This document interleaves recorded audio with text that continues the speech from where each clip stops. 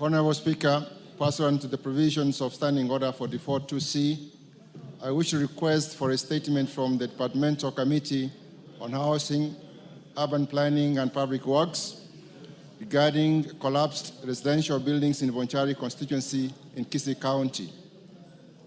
Honorable Speaker, incidences of building collapsing while under construction or occupancy are being on an alarming rate, resulting in multiple fatalities, tragic loss of innocent lives, critical injuries, and loss of investments.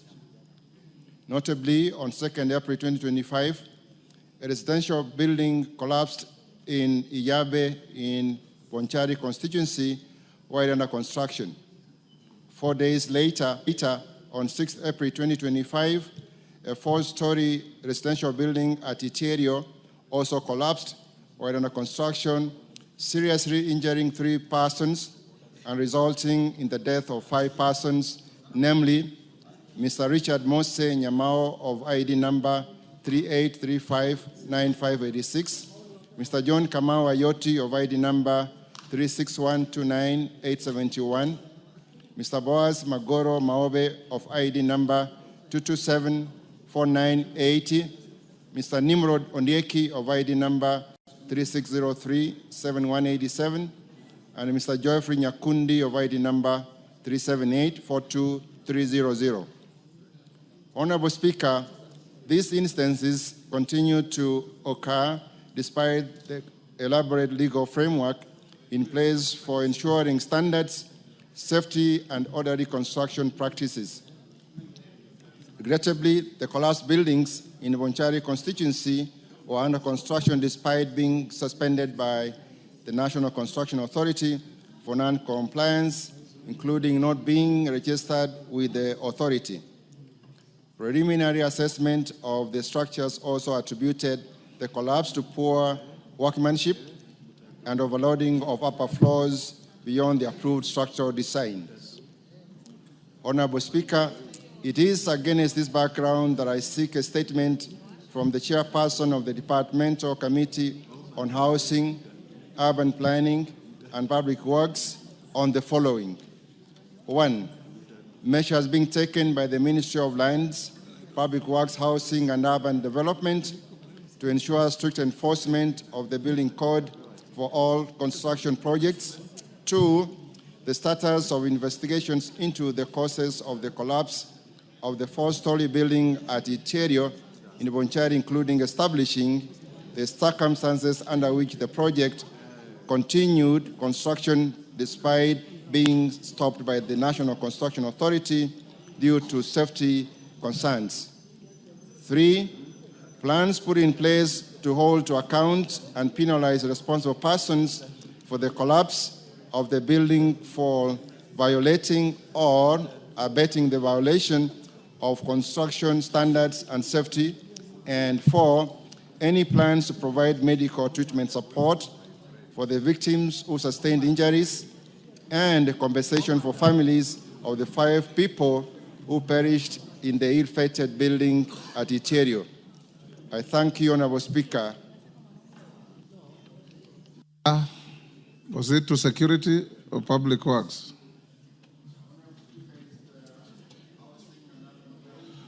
Chair, housing. Where is Johanna Ngeno? Is he still the chair of that committee?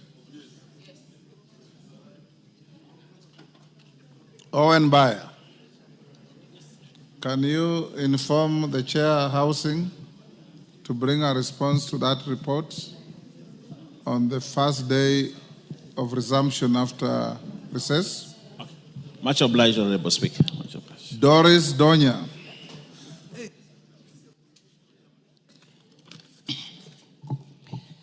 Thank you, Honorable Speaker. I rise to request for a statement regarding tragic death of Sylvia Kemunto and the escalating cases of gender-based violence.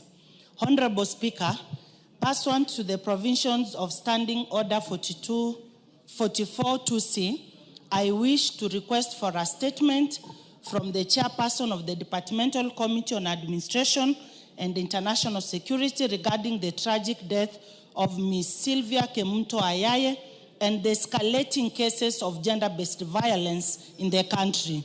Honorable Speaker, the nation was recently shaken by the horrific killing of Ms. Sylvia Kemunto Ayaye of ID number 23-1943-385, a student at Multimedia University in Nairobi, whose body was discovered dumped in a rooftop water tank at the institution. According to the government's pathological report, the cause of death was strangulation. The prime suspect, a Mr. Philip Eric Mutinda, confessed to be premeditated actions, including targeting Sylvia while she was alone, making unwanted advances, and when rejected, resorting to fatal violence. He alleges that he later concealed her body in a suitcase before dumping it in a water tank. Honorable Speaker, this heartbreaking incident is not isolated and reflects a disturbing pattern of violence against women and girls across the country, particularly within institutions of higher learning. Ms. Kemunto's case has exposed glaring gaps in the safety protocols at these institutions and a lapse in societal accountability and our national commitment to ending gender-based violence. Honorable Speaker, it's against this background that I request for a statement from the chairperson of Departmental Committee on Administration and Internal Security on the following. 1, the circumstances leading to the killing of Ms. Sylvia Kemunto, including how the suspect accessed the victim's room at the university. 2, report on the status of investigations and actions being taken by the Ministry of Interior and National Administration and the National Police Service to prosecute the perpetrator of this heinous act. And lastly, report on the immediate and long-term measures put in place within institutions of higher learning to guarantee the safety of all students, particularly female students who remain disproportionately vulnerable, Mr. Speaker. I thank you. Tongoyo,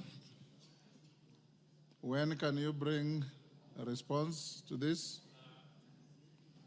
Can you give him the mic? Yes, there you are.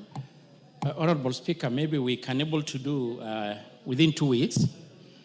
But Honorable Speaker, I just want to report to the House that we are considering the number of statements. We had seen it fit to call the CS to appear before the committee next week around 24th or 2nd. So we'll need your indulgence if we can probably combine, including even the honorable members, so that the CS can able even to, she can appear even on the same day. There are quite a number of statements. So we wanted to lump them and have the CS appear before the committee and the members. Your CS is a lady? Sorry? You said she will appear? No, he, yes. Honorable Speaker. Okay. Yes. Okay. The CS Interior. So notify the concerned members through the clerk. Yeah.